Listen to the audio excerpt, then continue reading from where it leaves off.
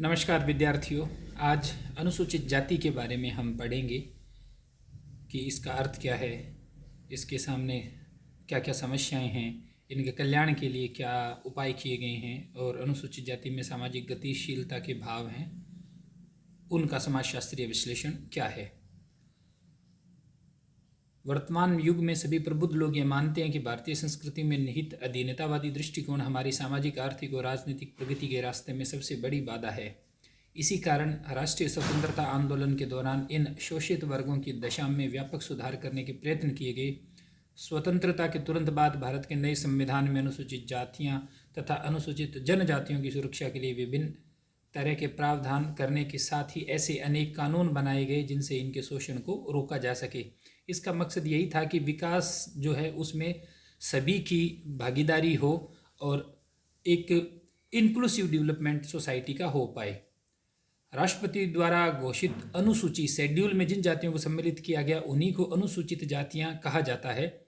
ऐतिहासिक रूप से इसमें वे जातियां हैं जो लंबे समय तक छुआछूत का शिकार रही, आर्थिक, सामाजिक, धार्मिक सभी आधारों पर उनका शोषण किया जाता रहा। इसमें जो है वो ऐसी जातियां थी जो अछूत शूद्र की श्रेणी में रखी जाती रही। दूसरी तरफ कुछ ऐसी शूद्र जातियां भी थी जो छूत शूद्र थी, उन्हें पिछड़े वर्ग में शामिल किया गया। तो व्यावहारिक रूप में देखें तो अनुसूचित जातियों का तात्पर्य उन जातियों से जिन्हें परंपरागत रूप से अस्पृश्य जातियां कहा जाता रहा था।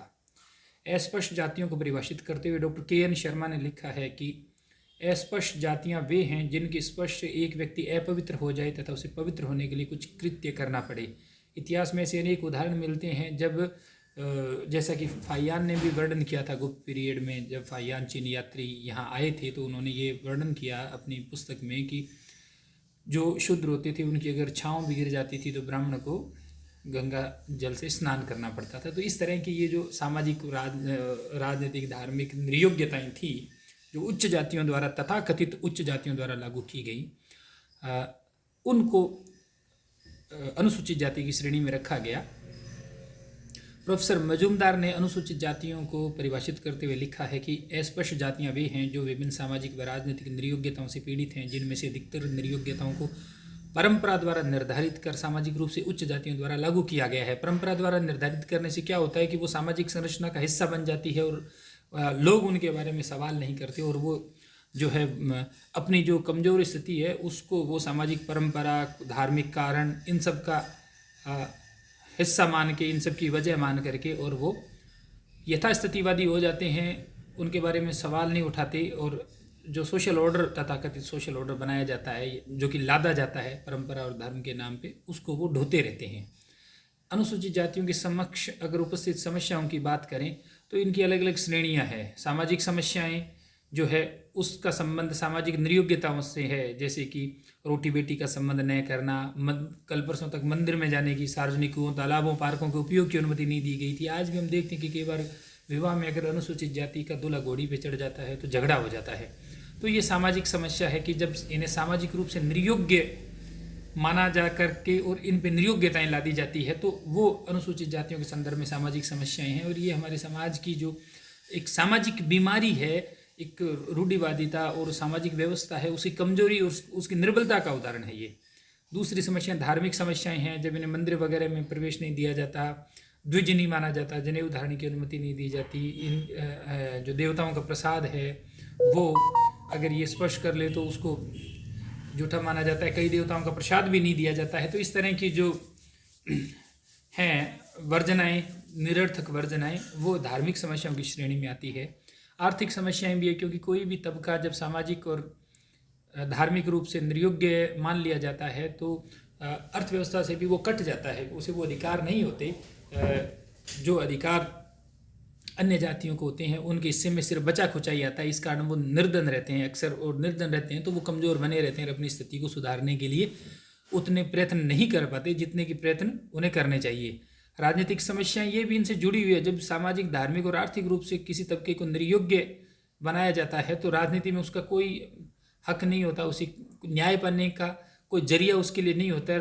अपराध में दंड जो होता है वो सामान्य दूसरी जातियों के मुकाबले ज़्यादा होता है। ऐसा देखा भी गया है कि एक ही अपराध के लिए ब्राह्मण को छूट थी तो या बहुत हल्का दंड दिया जाता था, तो वहीं शूद्र को उसके लिए भारी दंड मिलता था। तो ये जो है वो इस तरह से समस्या रही। इसी कारण गांधी जी जैसे जो थे हमारे आज़ादी के विचारक, या नेहरू जी थे, डॉक्टर अंबेडकर थे,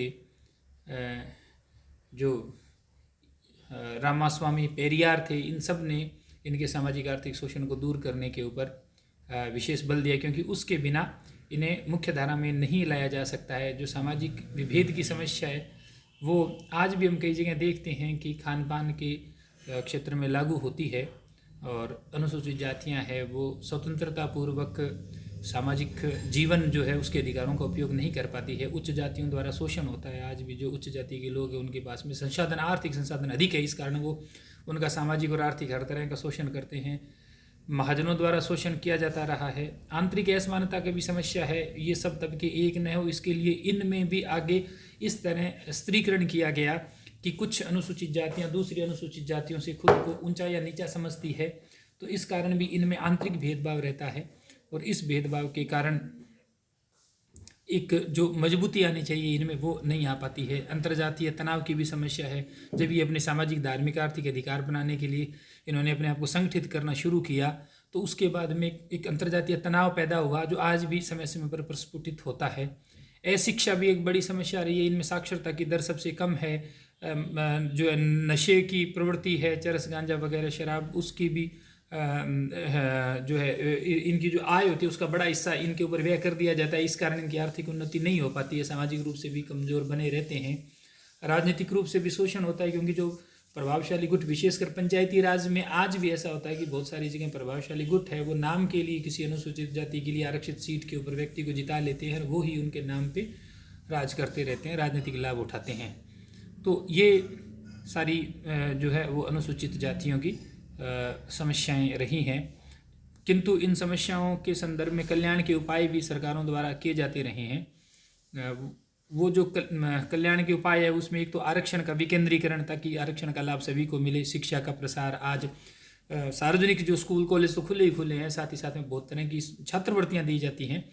पौष्टिक आहार की व्यवस्था इनके लिए की जाती है, ताकि ये जो है शिक्षा के साथ में जुड़े रहे, अधिकाधिक शिक्षा इन्हें मिले। स्वरोजगार को व्यावहारिक बनाने के लिए सेल्फ हेल्प ग्रुप्स के थ्रू जो एक फाइनेंशियल इंक्लूसिव नेस की बात है, वो जो फाइनेंशियल इंक्लूजन इनका किया गया है, और विभिन्न तरह के जो है वो इनको ऋण भी स्वीकृत किए जाते हैं न्यूनतम ब्याज दरों के ऊपर, ताकि ये आर्थिक रूप से सशक्त हो सके। सफाई के लिए नए उपकरण दिए जाते रहे हैं। आजकल सीवर में घुस करके और सफाई करने पर प्रतिबंधित कर दिया गया है, ताकि इनके जो काम की दशाएं हैं वो ठीक हो उसके। विशेषकर इस तरह के जो बहुत ही ज़्यादा जोखिम भरे और एक तरह से घिनौने काम होते हैं, जिसको समाज घिनौने काम की दृष्टि से देखता है कि सीवर में उतर करके सफाई को, तो वो एक मानवीय नहीं, एक वो अमानवीय काम है। तो वो अमानवीय दशाएं हैं वो दूर होती है जब नए उपकरण इनको मिलते हैं। महिलाओं को कुटीर उद्योग धंधों का प्रशिक्षण दिया गया। इनके लिए आवास, इंदिरा आवास योजना, प्रधानमंत्री मुख्यमंत्री आवास योजना,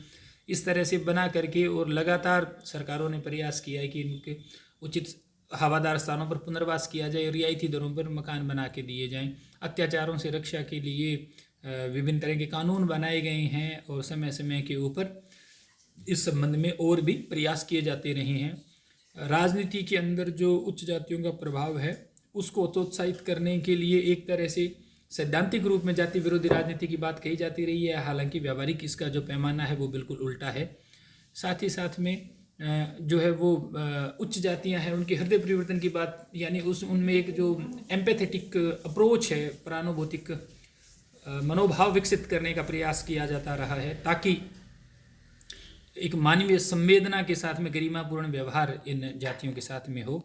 तो ये सारे प्रयास किए जाते रहे हैं। इन प्रयासों के कारण अनुसूचित जाति में भी सामाजिक गतिशीलता के भाव आए हैं।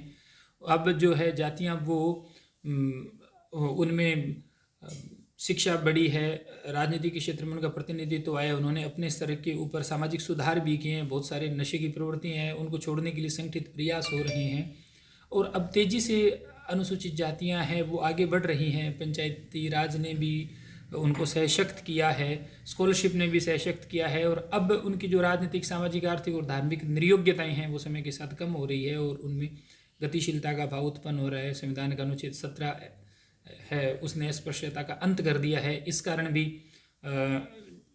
जो छुआछूत की समस्या थी वो कम हुई है। और उदारीकरण के दौर में जब हर तरह का जो सामाजिक संपर्क है वो बढ़ा है, इस कारण भी तेज़ी से सामाजिक गतिशीलता, जो वर्टिकल सोशल मोबिलिटी है, वो इन जातियों में काफ़ी तेज़ी से हुई है।